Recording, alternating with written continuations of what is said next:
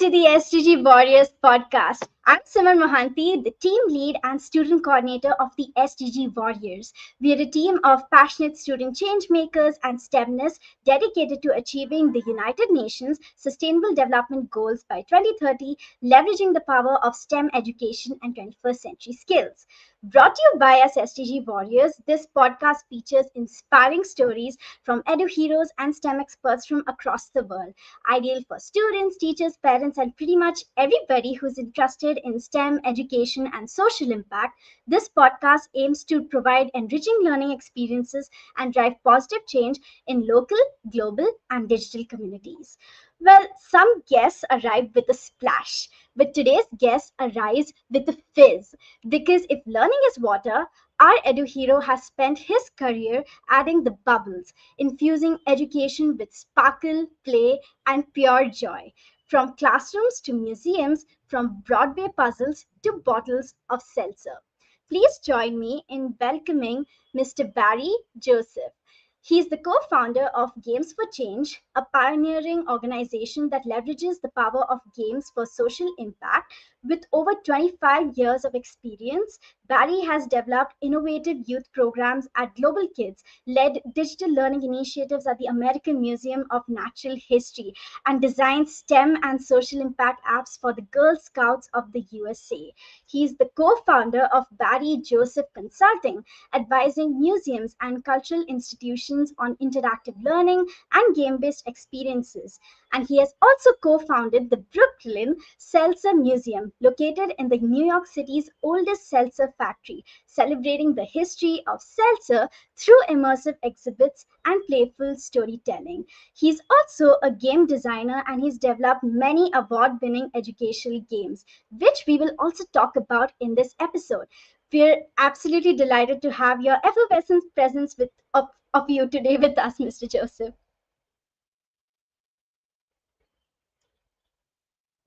I believe your mic is muted. Oh gosh, oh gosh.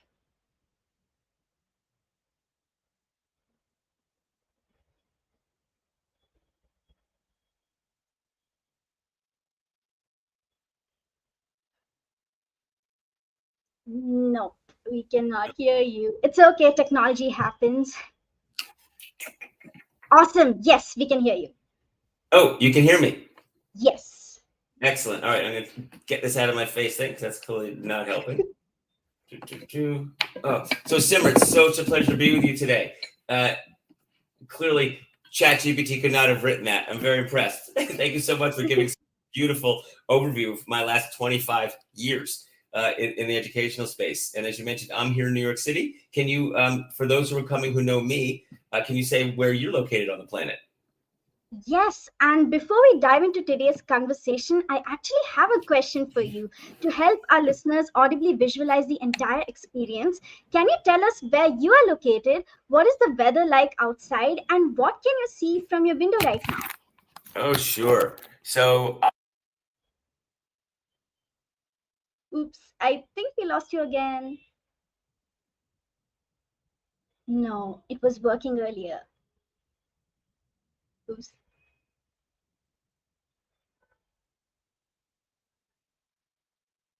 Yes, technology happens. No.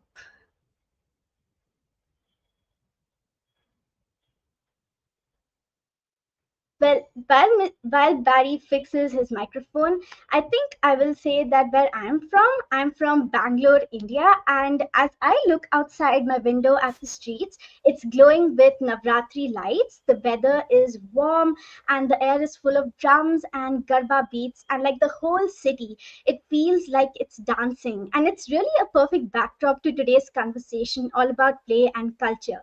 So, Barry, mic pass to you. Oh, no, we cannot hear you.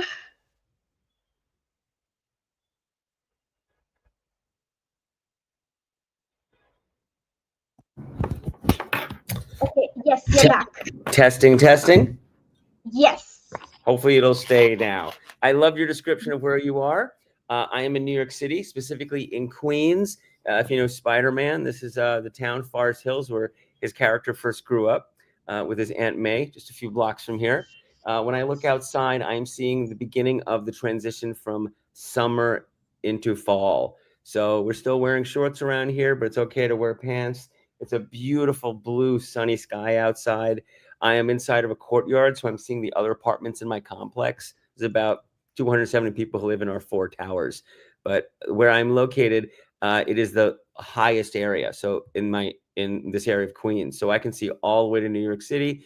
I can see bridges that connect my borough to Manhattan, and I can see all the way downtown as well, where the World Trade Center is.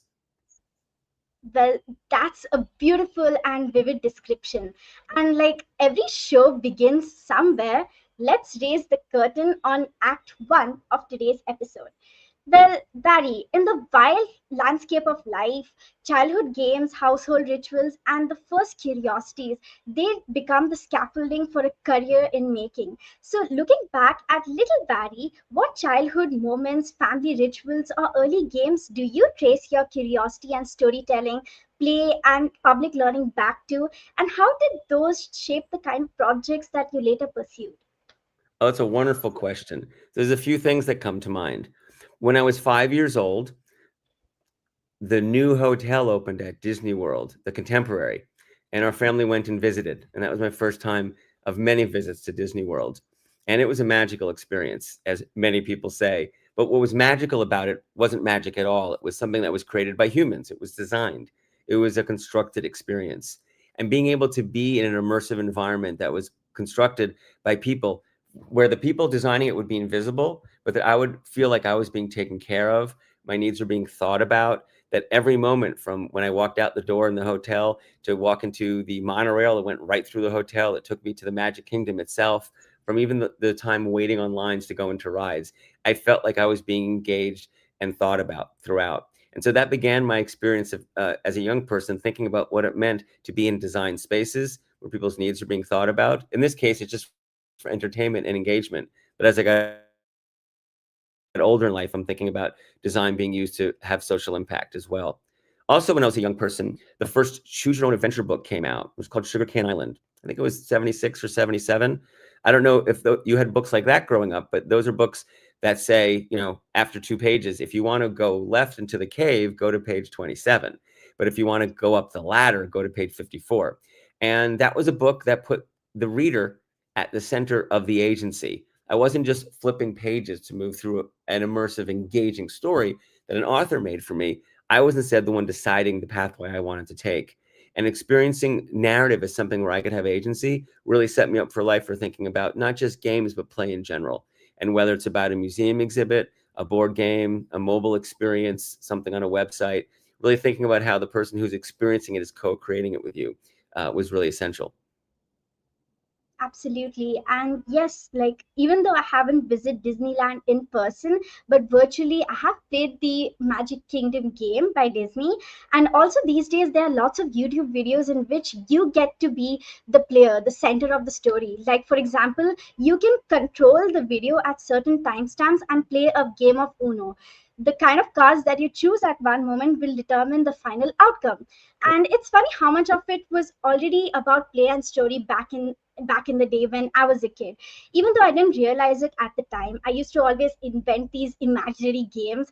And I think one of my favorite memories was of my little pink laptop, which I had back in kindergarten. It was like the era of macromedia flash. So I used to play all these quirky flash games. I literally played everything, like the racing games, the cooking games, the baking games, the dress up challenges, and even the wonderful science games like sorting waste into the right bins and mixing colors so that you get that right shade of purple. And at the same time, you're learning about different physics puzzles. And what made it extra special was like that my mom was teaching and she'd take me along with her to her classes. So while she taught, I'd sit in the corner with my little pink laptop off in my own world, exploring these digital mini worlds and quietly building my love for interactive play. And while we're talking about these different eras, I've heard that in the 1990s, web was a kind of a new ecosystem, messy, experimental, and wild. And it rewired how creators thought about audiences as well as interactivity. So, in your early media roles, Barry, like at agency.com or Radical Media or WebLab, what's the single technological or cultural lesson that you learned which still guides you how design experiences work today? That's a great question. So again, in summary, I started working in new media in what was called at the time Silicon Alley in New York City, a reference to Silicon Valley on the West Coast in 95. It was the summer of 95 where people in America discovered the World Wide Web. It had existed a few years earlier, but that was when people started putting commercial money into it. And that meant there were agencies being created to help other people get onto that space. And that's where I started and worked there for a number of years at a number of different agencies until I moved into the kind of the nonprofit web space and then moved over into education.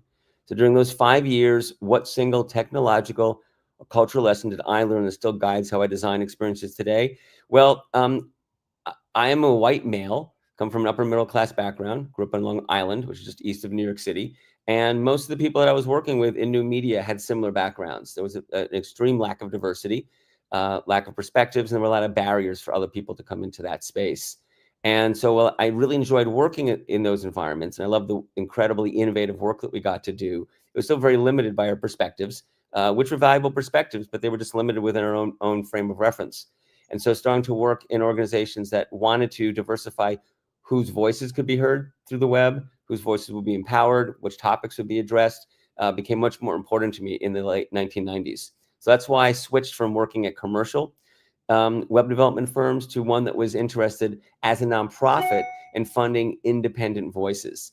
And that organization, Web Lab, took proposals from anybody who said there was something they wanted to explore online. Nowadays, if you want to create a website, it's super easy to do, but you really couldn't do that back then. People didn't know how to do it. They didn't have the finances to get access to the tools.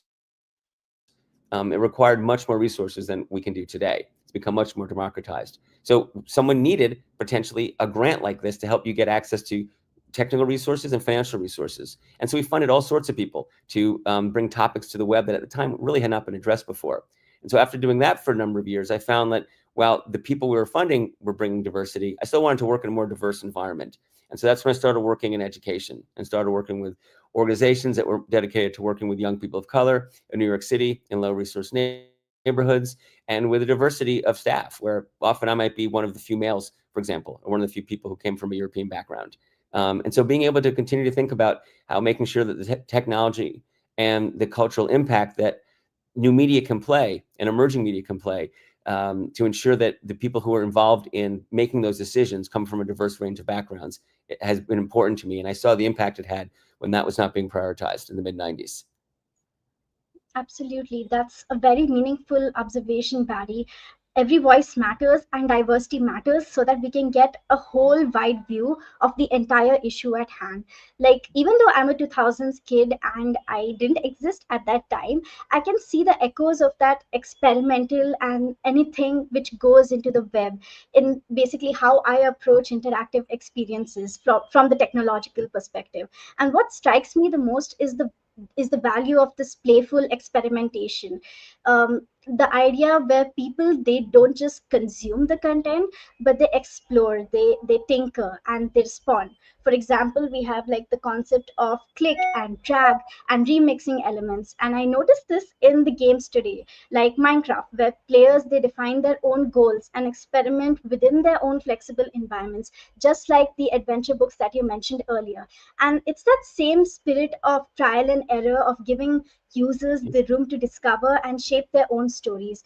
And definitely it's a wonderful thing today to see that we have more diversity which is being advocated in our communities. So yes, and on the topic of cultivating diverse mindsets, teaching youth to design games on civic issues became its own pedagogy in two of the games that you helped shape, from Emoticon and Playing for Keeps.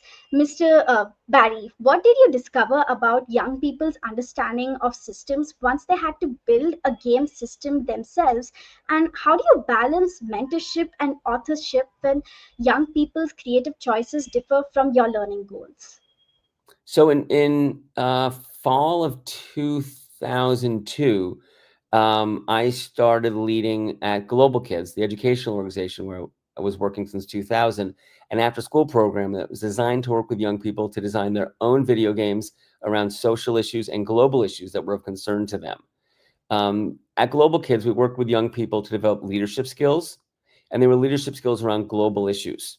So they were looking at how young people, like where you are, and young people where they were in Brooklyn, had, even though the environments might be very different, had similar challenges that they face and potentially could learn from each other in the solutions.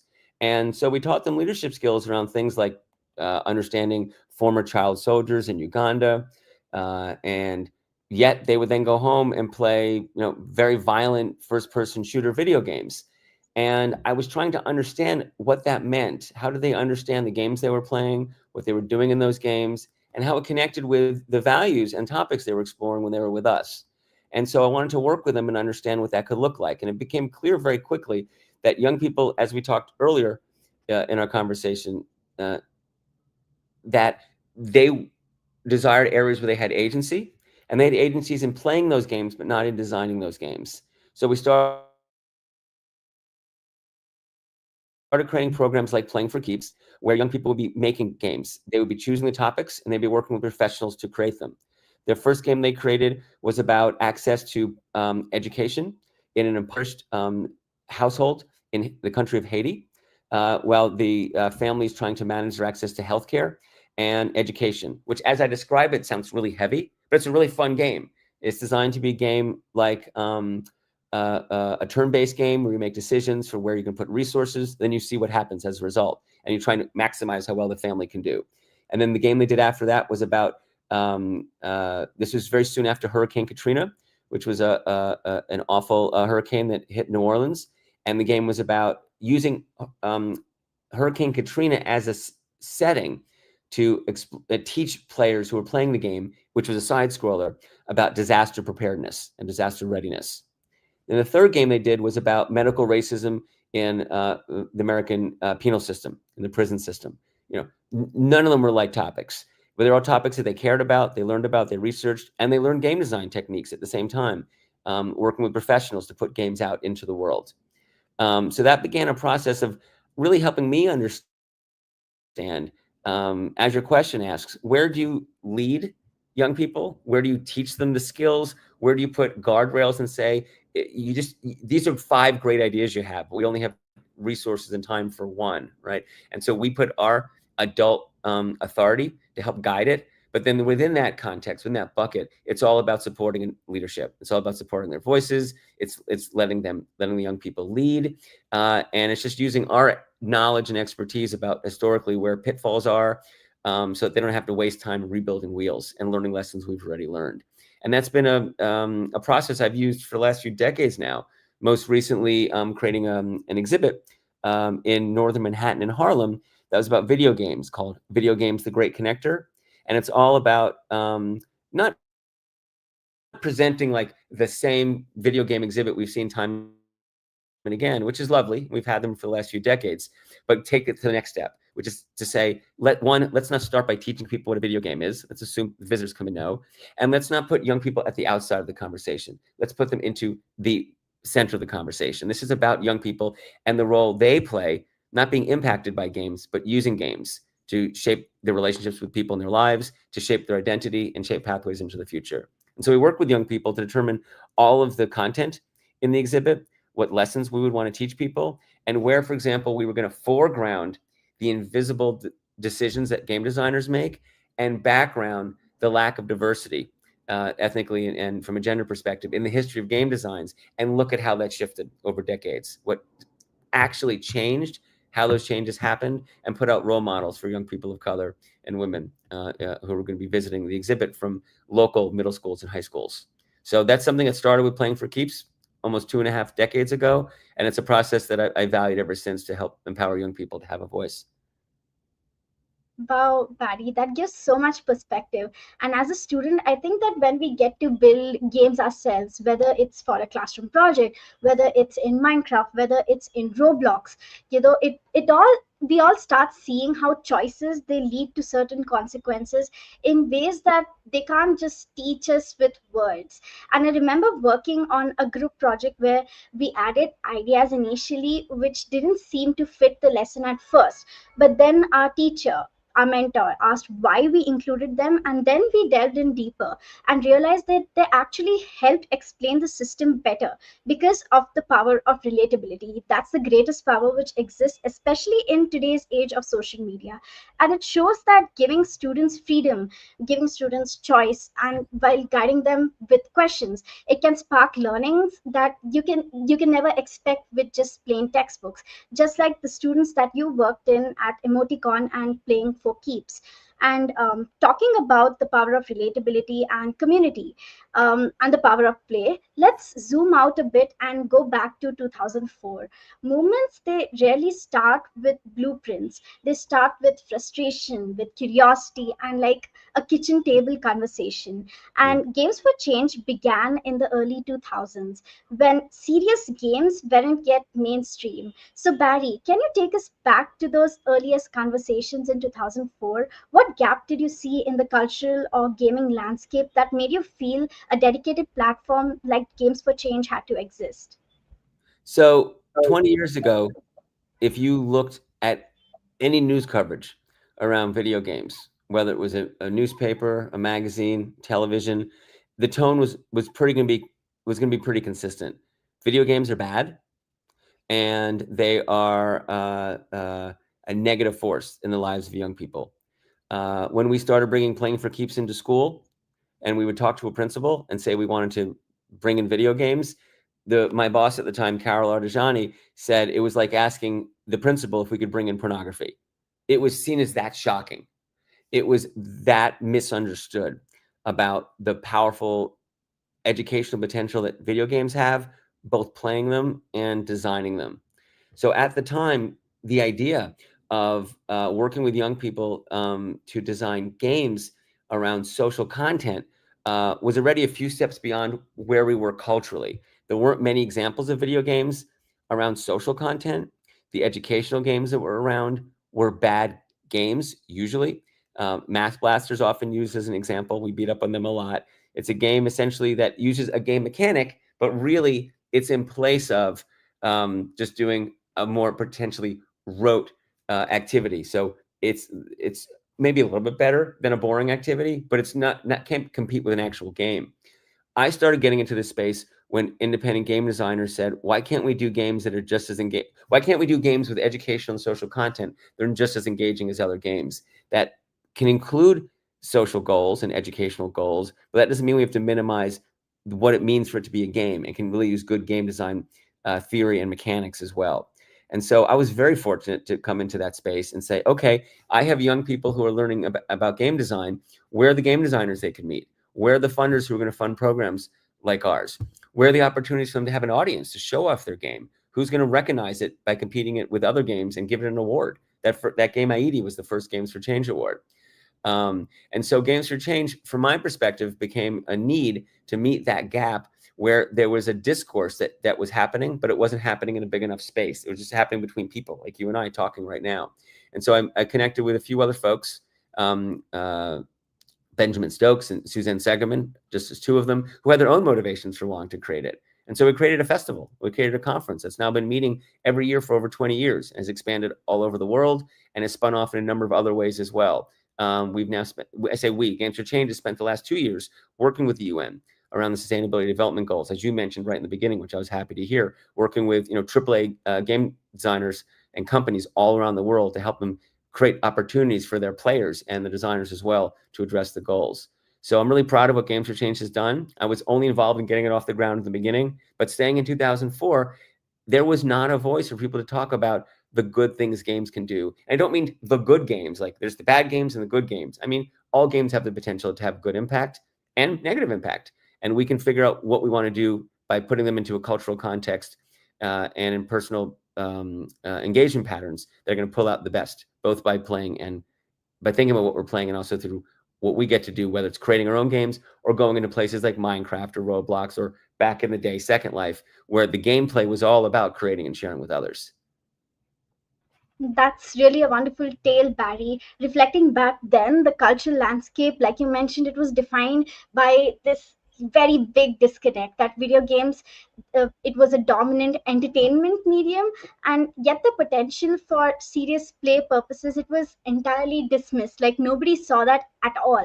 And the world, it needed a bridge. And there were critical social issues that were like inherently engaging, powerful, and there was this inherently engaging and powerful technology. But there was nothing which was connecting these two things. And what strikes me the most is that this blueprint for games for change wasn't a single app or a single game. It was like the community itself, connecting the game developers with educators, with nonprofits, with funders. And that was the critical move which legitimized the field and demonstrated that the games, they could do much more than just giving adrenaline rushes. They could actually teach, they could actually inspire and drive real world change. We need mediums like these so that we can meet the UN SDGs. We have less than 5 years left. We have about 4 years left to meet them. But if we all come together, definitely we can make that into a reality. And to our listeners as well, we did have one of the game designers at Marvel share the magic behind AAA game creation and building superheroes. So you can catch that conversation in episode 39 with Eric Monacelli. So, putting the spotlight squarely on these games, Barry, you're a game designer yourself. So, can you give us a peek into how you balanced empathy, agency, and the tone in designing serious games like IT, The Cost of Life, and Hurricane Katrina, Tempest in Crescent City, ensuring that the players, they could engage with difficult real-world challenges like poverty or disaster without reducing lived experiences to mechanics or trivializing trauma? I love the way you framed it. Yeah, on the screen, it doesn't say the phrase trivializing trauma, but that's the main thing. We do want to reduce lived experiences to mechanics. We live in systems, and video games are really good at creating systems and then giving you an opportunity as a player to either kind of work at a godlike level on top of it to manage that system, or be a player within that system and move within it to see how it works. A game like Ayiti, The Cost of Life says, what does poverty look like as a system? How does one access education? How does one access health? What are the barriers that are in place? And what are the mechanisms that are putting challenges in your way as a family, if you're controlling the whole family? And what are the opportunities to manage and navigate that situation, both to be able to see how one can do better in that environment, but more important for those who are not in that situation, to be able to understand what how precarious the situation is for people in that environment, and be able to think about policies that can make things easier for those who are facing those challenges. So there's nothing wrong with thinking about the mechanics, but in the process of doing that, like you said, not would you say trivialize? Is that the word? Trivialize? Yeah, not to trivialize people's trauma or any of the challenges that they're facing. So it means that when we're working on really serious topics, it means working with people whose stories it is that are being told. So for example, when we did IED, The Cost of Life, we're in America, we're not in Haiti, but the young people we were working with were from the Caribbean, first generation or second generation. And we started by having them choose what topic they wanted to talk about. They chose that topic, and then interview their family members who were from their country in the Caribbean, whether it was Haiti or a related country. And so we were starting by working with content experts, in this case, youth and those they knew. When we worked on the game, when we worked on a project around child soldiers in Uganda, former child soldiers in Uganda, we worked with a team at UNICEF that had content knowledge about that. And the key is not just to be sensitive and thoughtful. You can tell other people's stories. The only story you can tell is not your own. We should be able to tell all sorts of stories. Being an artist means about being able to put yourself in other people's shoes, but it also means understanding where your blind spots are and your limitations are. And that means working with the people who are the content matter experts. And so to me, that's how we find that balance. It's being informed, being creative, but also understanding where those lines are and learning where those lines are, because you're connecting with people who do have that lived experience or that expertise. Absolutely. And I think like the key is prioritizing respect and getting perspectives from the first person itself. Like we are there on the sidelines, but then hearing from the people who have actually experienced it, that can give us a very good bird view of the entire situation, anchoring the mechanics in reality, the intentional decision to root like every game resource, every choice and every consequence in the real world data and like the personal stories, as like you did with the heightened family for Ayiti. It fundamentally elevates the game beyond like just a simulation. It forces like the player to contend with the true cost of life and death situations, and then again shifting the player's focus to relationship and reflection as well, by having to have them to manage an entire family in IET and empowering them to act as a community, as community heroes in Katrina. Like you move the core challenge from just mere resource management to ethical responsibility. And these are core skills which need to be cultivated in students today. The inclusion of reflective pauses and, like the survivor anecdotes. All of these ensure that the player is constantly brought back into the human element, and that this experience, it highlights resilience and agency rather than just trivializing trauma into like a set of solvable stats. It's very important to look at everything from an empathetic lens, and building on that focus on ethics and human experiences, role playing civic systems like elections, disaster response, human rights, it lets youth test drive democracy itself.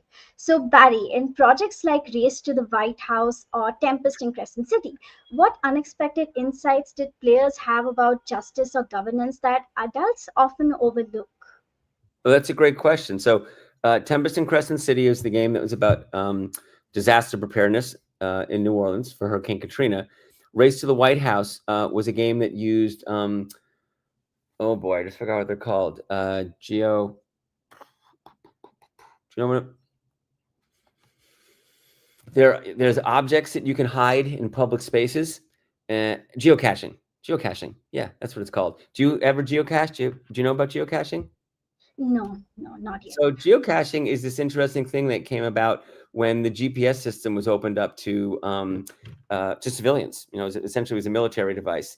And once that opened up, then hikers could buy devices to help them when they were hiking to know where they were. And once that happened, people gamified the system by locating at certain coordinates a container. And the container could be super, super tiny, or it could be a really big box. And then cultural values were placed around it. You could always take something from the box or the container, but you had to put something in it. So it was all about creating a community of people just sharing little goofy things, or at least just marking that you were here on a sheet of paper, right? And so we wanted to figure out at Global Kids, how can we give that some political content? One of the things people do with geocaching is they have I think it's called a travel bug, and the travel bug would have a mission. So you would find this object, and then you would go online to the website that coordinates geocaching, and it would say where I want to go. Like maybe I want to go to my grandmother in Kansas. Can you get me closer to Kansas? Wherever you are, just bring it closer to Kansas, and you can track all those steps. So we had this idea that, okay, the election's coming up. I want to get to DC, but each one also had an issue. If the issue was important to you, get closer to DC. If it was not as important, move further from DC. And so the students picked all the different issues that they cared about for that election for that year. And then every travel bug had that issue. And then we could watch online as it was getting closer and further away from DC. This was over a decade ago. Some of them are still traveling around Europe at this point. Right now, they're just having fun moving around. It does not answer your question in any way whatsoever, because I don't know what insights the players took away. We know that Ayiti, the cost of life, had an impact because that had funding to let us evaluate the impact on the players. When you play Ayiti, the cost of life, it asks you which are the causes that you think are most important, that makes it challenging for someone in an impoverished situation to access healthcare and education. And then it asks you the question at the end as well. And there was no one right answer in the beginning, but the direction we're going for is that it's complex. They're all important. And so we saw that the more people played the game, the more they recognized at the end that solving poverty there's no one magic pill that fixes it. There's multiple things that have to be considered. So we saw the game complexified, made more complex the issue for people who played the game. But other games like Race to the White House and Tempest and Crescent City, we didn't have evaluation dollars. I don't know what the players learned from it. And this was before today's age of social media, where I could have just gone online and read the comments. Well, it's okay to have that. And as I reflect back on this question as a student, I thought about the Model United Nations, the mock UN sessions. Mhm. I often noticed me and my peers, we were focusing more on things like fairness, efficiency, and more about long term systemic impact in the ways that. The teachers or the chairs, they did not anticipate that. For example, like we would generally propose to redirect resources to support remote communities rather than just sticking to the traditional national agendas. And yes, that used to raise a lot of follow up questions, but we need to act local to get a global impact. Like that's the core of the SDGs. And I think that. I don't know how the teens would have reacted while they played Race to the White House, but I think that I think a lot of them, at least today, people could prioritize climate justice. They could prioritize educational equity over political strategy and debates over resource allocation. For example, in Tempest in the Crescent City, they can mirror the complex trade-offs where every decision it can have ripple effects across interconnected systems. Like you mentioned, poverty is not because of only one reason. It's complex. The entire thing is very difficult to understand, and experiencing these scenarios firsthand, it can show students that when we are giving real agency, whether it's through a game, whether it's through a simulation, we can perceive systemic flaws and ethical stakes more clearly because we are not constrained or by these entrenched bureaucracy or cynical assumptions. It's a safe place to experiment to see how cause and effect works. And I think that the same principle seems to carry over into experiences with like science focused games. So, moving on to our next question. In both Crime Scene Neanderthal and I Dig Science, players engage with fossils not just as evidence but as objects of wonder, stepping into the authority of science and confronting the fragility of life. And that makes me curious, Barry. How did you design for this dual experience, like balancing pedagogical rigor, ethical considerations, and like the awe-inspiring aspects of fossils? And like, what did you observe in young players as they navigated that very moment when their investigation it became much more than a scientific inquiry? It was also a reflection on human evolution. Again, another excellent question from you and your team. So, as background, I Dig Science was a collaborative project between young people in New York City and young people in Chicago, where they met in the virtual world that was the space at the time, Second Life, to go on a virtual paleontological dig, where we simulated the steps of going on to another country and getting all your resources together and going on a dig.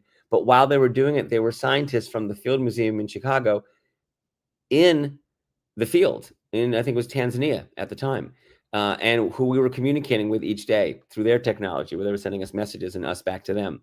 Crime Scene Neanderthal was very different. At that time, I was working at the American Museum of Natural History, and a hall had opened up just a few years earlier, which was the Hall of Human Origins. And it was the latest and greatest in understanding, how humans evolved, as well as the other near relatives like Neanderthals and others. And as a result of this being such hot science, new stuff was coming out every year. And the hall was getting the gap between what we knew and what was being depicted in the hall grew bigger and bigger. So we worked with people who had an educational space in that hall.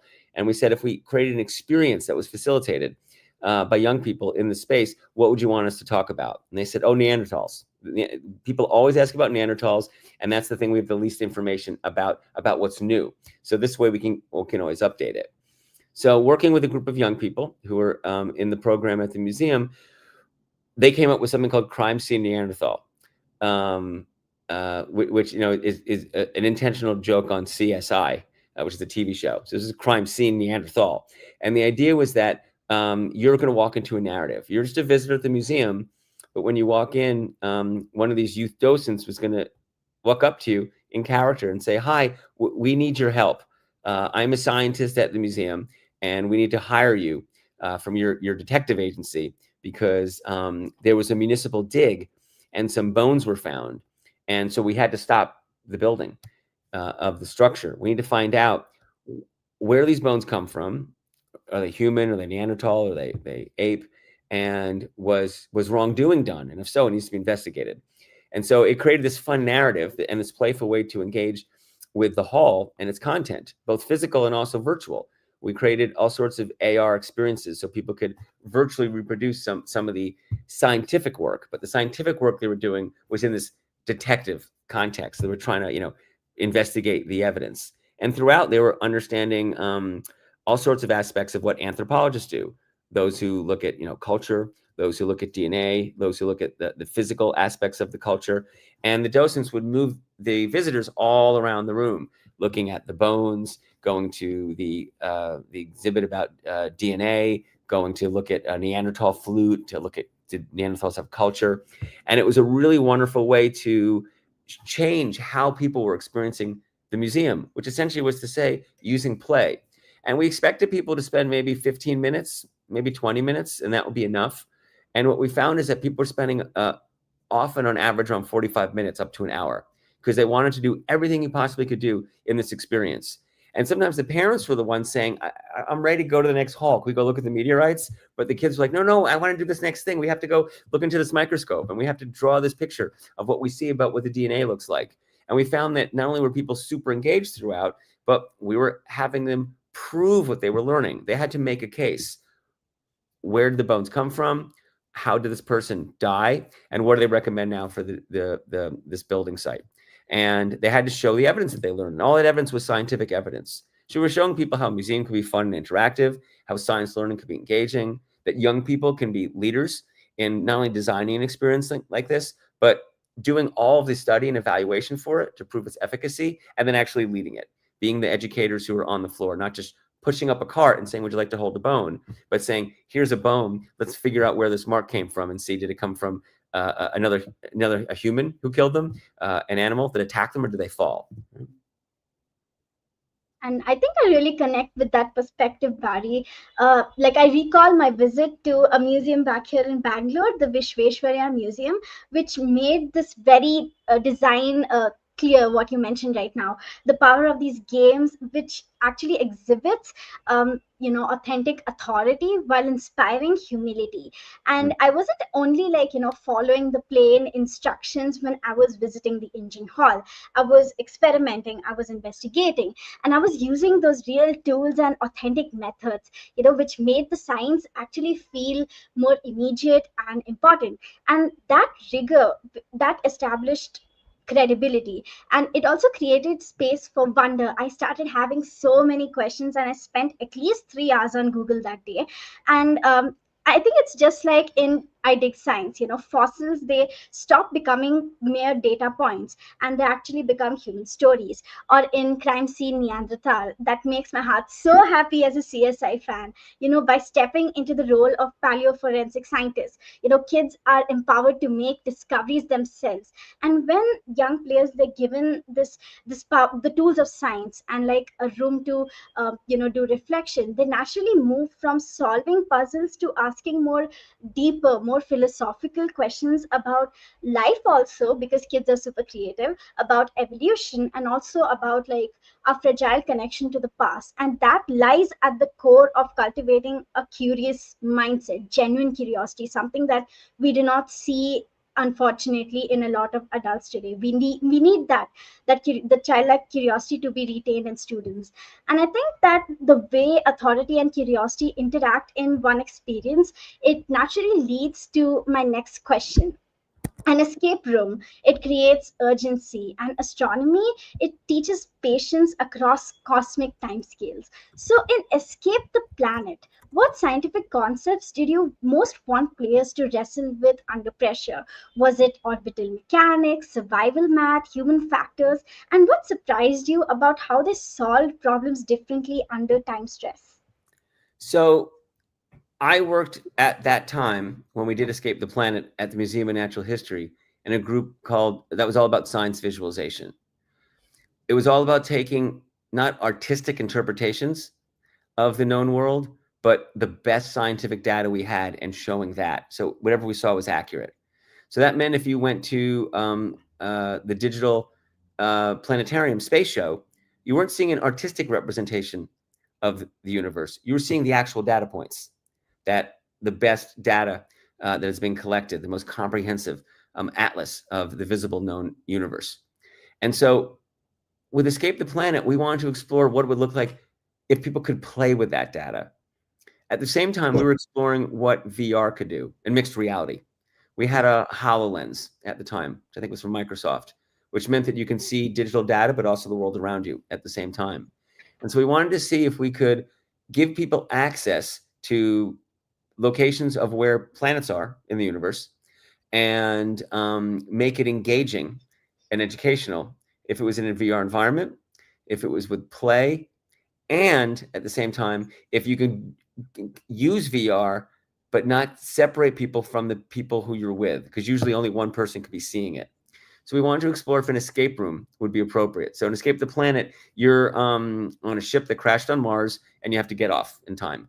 And you need to, collect a certain amount of information. And at a certain point, you're putting on the VR gear, and there's information that's printed that shows different constellations, but that have different numbers. And you had to find the right constellation to get that number. That number was in the code to do something with. But if you're wearing the VR gear, you can't look at the sheets. So it forced social collaboration. And it also meant that the person who was wearing the gear, who was being told, look for stars that there's 3 stars close together, and there's one 90 degrees to the left of it, right? That they're looking around, and the stars are looking at are the actual as a representation of where stars actually would be from that location. And so that was a really interesting thing to see, that yes, that social interaction could happen. That was great. And at the same time, that the ability to use technology to give people access to the data that isn't just numbers in a spreadsheet, but something they can immersively move into and connect with in a playful way was really engaging. Absolutely. And I think that time challenges, they reveal how pressure, it actually changes how we think, how we act, and how we solve problems. For example, like in our classrooms, whenever we have speed drills, the aim is to build fluency, but it often triggers anxiety in students, and that blocks our working memory, and it turns even a super simple math problem into a stressful test for nerves rather than plain reasoning. And this also reminds me about a Netflix series that I recently binge watched, where they take this into the extreme. The players, they must calculate, they must strategize and improve under literal life or death pressure. Have you heard about Alice in Borderland? No, tell me about it.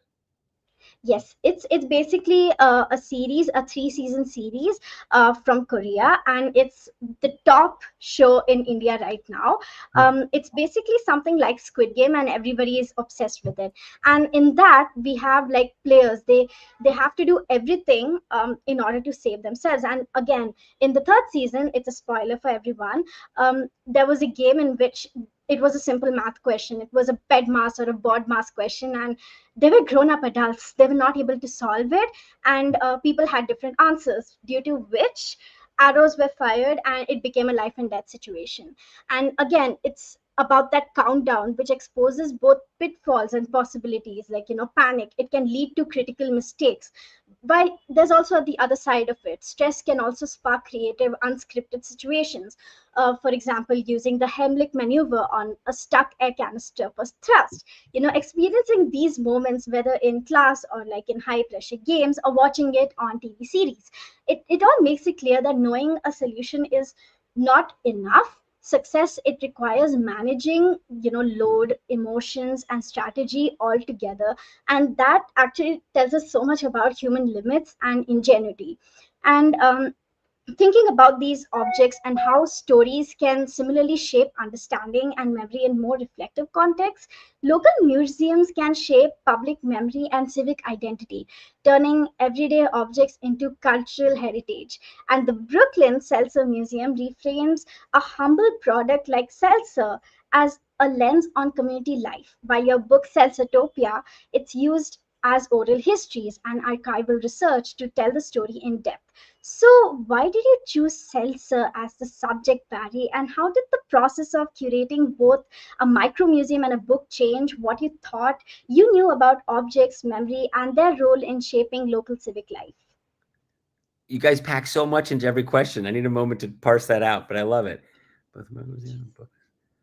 Wonderful. So I'm Jewish. I'm what's called an Ashkenazi Jew. I'm from the Eastern European Jewish communities. And seltzer was always a part of what I understood to be part of our cultural heritage here in America.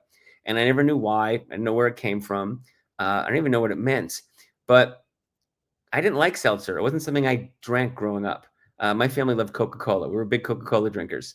And in college, I thought, you know what? I think I need a little less sugar and caffeine in my life.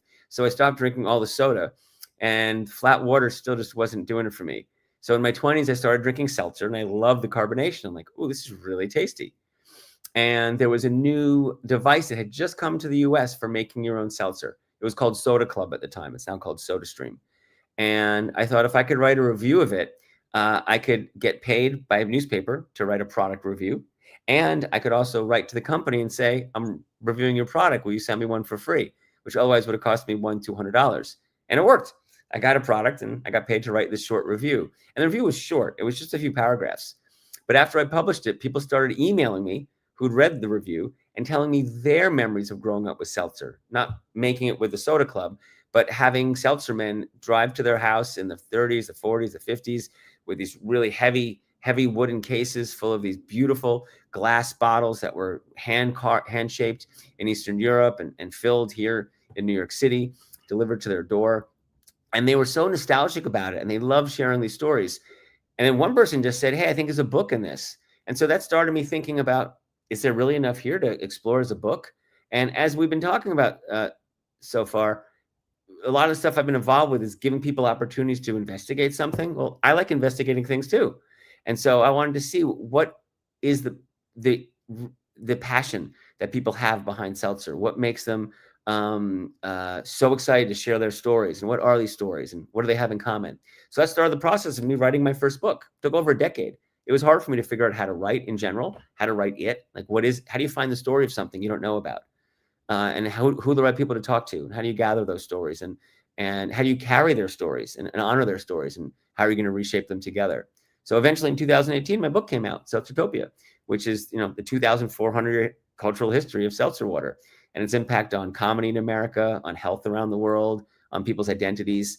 And I was very fortunate because one of the people who I wrote about in the book is a fourth generation Seltzer Works owner. Their family started in the 1950s here in Brooklyn, in Canarsie, bottling seltzer for themselves and for others.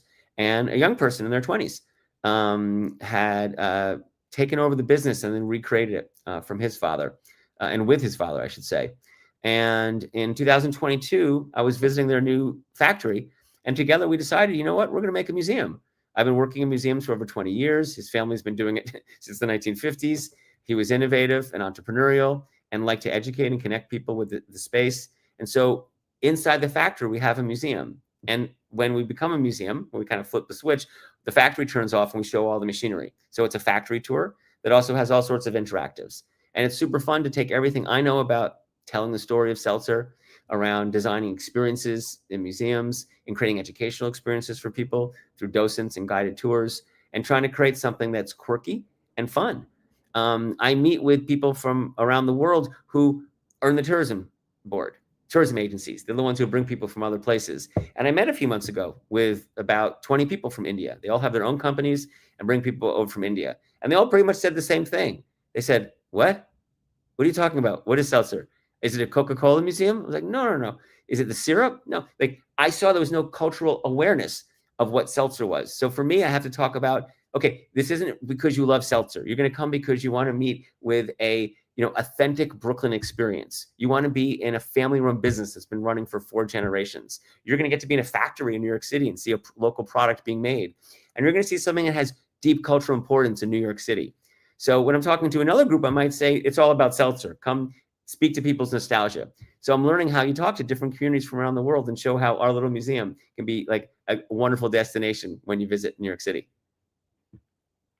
And I think this is exactly the kind of subtle cultural forensics that I grew up watching on History TV, on Discovery Science, binge watching the episodes of how it's made, the history of everything.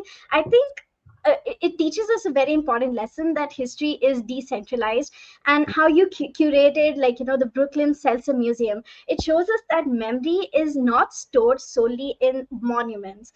It lives in the daily tools of civic life. And I remember from my trip to Goa, it just like seltzer, there's a drink called Feni. It's a local cashew spirit, and it embodies the region's agricultural heritage and community traditions in ways that no official plaque could. And in fact, for my upcoming social connect and responsibility case study, well, our professor needs to give us more details about it. I think I will, in addition to the rich cultural heritage of a country, I'll also dedicate a section to the ordinary, like analyzing local everyday objects or places, like the architecture of old peats, or like the history of specific darshanis in Bangalore, or the long established flower markets here in KR market. It all reveals how tools and trade practices and like everyday interactions, they can trace the evolution of civic life. So from seltzer bottles to cashew spirits, noticing the hidden patterns in everyday objects, it honestly makes me wonder that the Sondheim project, it sits at the intersection of fandom, archival research, and game studies. And in exploring his private games for matching minds with Sondheim, your forthcoming book, through dozens of interviews, artifacts, and playful curiosity. Barry, what discoveries most surprised you about Stephen Sondheim as a game maker, and how did they shift your understanding of design, language, play, or artistic practice? So for your listeners who don't know, Stephen Sondheim was a Broadway composer and lyricist who in the 20th century really transformed what it meant to have a musical, what the content could be, what the subject matter could be, how shows were constructed. He was one of the most powerful one of the most powerful creative voices in musical theater in the 20th century. For some, the most powerful. For some, they just call him God. He had that kind of impact. It was like living during the time of Shakespeare. Meanwhile, while he was creating shows from the 1950s, starting with shows like West Side Story and Gypsy, to his last show, which opened after he died in 2022, he had a passion on the side for puzzles and games. That wasn't secret, it wasn't hidden, it just wasn't talked about very much. People, when they talked about Sondheim, want to talk about his musicals, which is understandable because it's remarkable what he did there.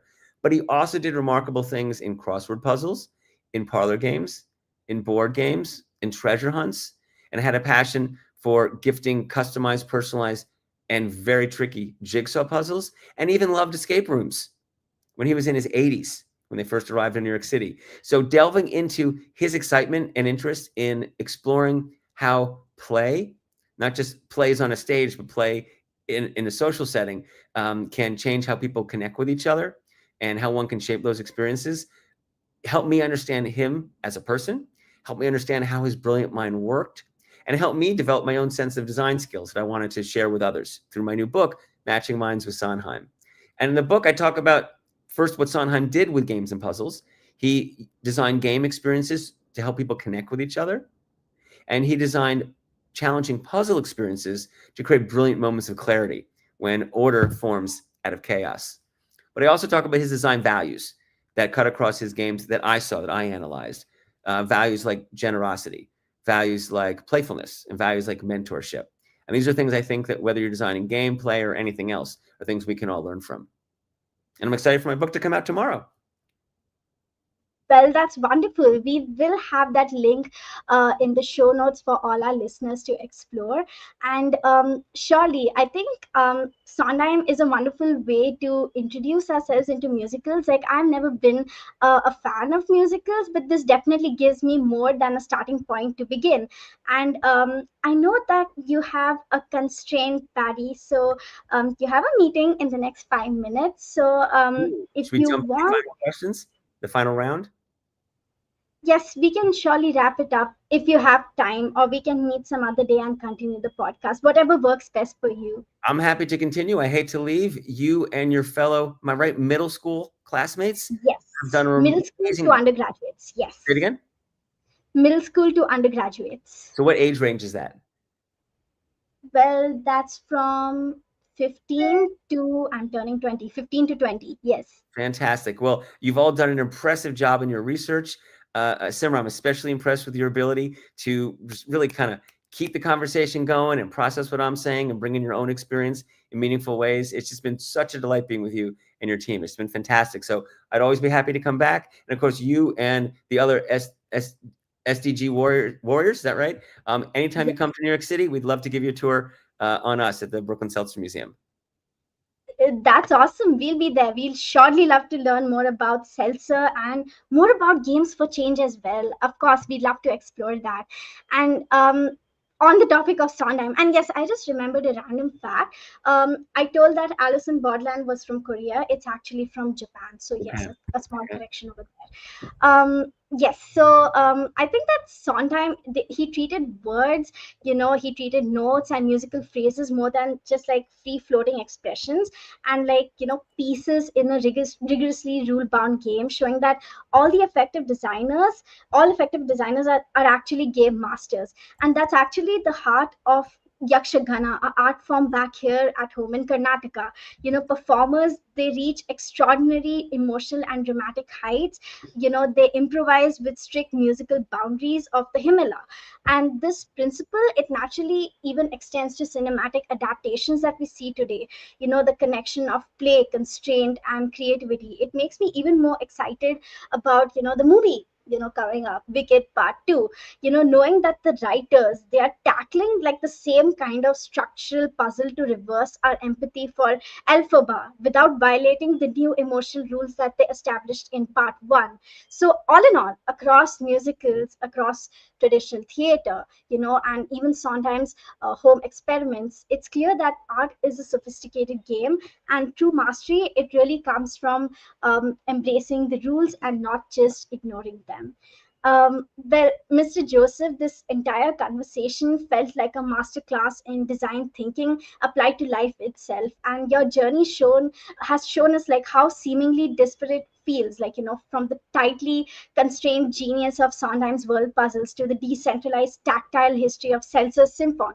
All are connected by the central principle of playful innovation.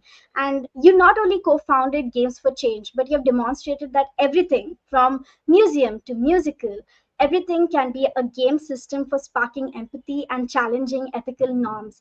Thank you so very much for joining us today and showing us that the courage to create new worlds begins with a simple curiosity to look at the world a bit differently.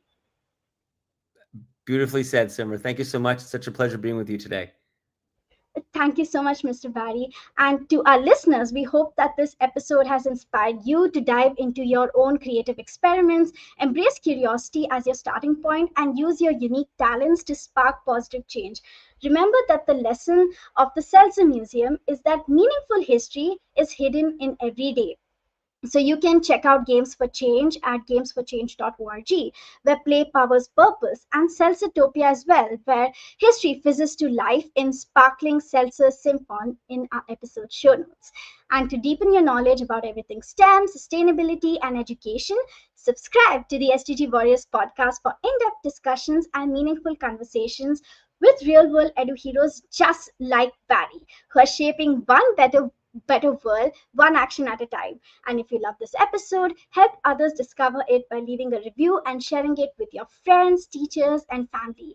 It's all about community. Remember to stay curious and be the change. Until next time, it's bye from the SDG Warriors.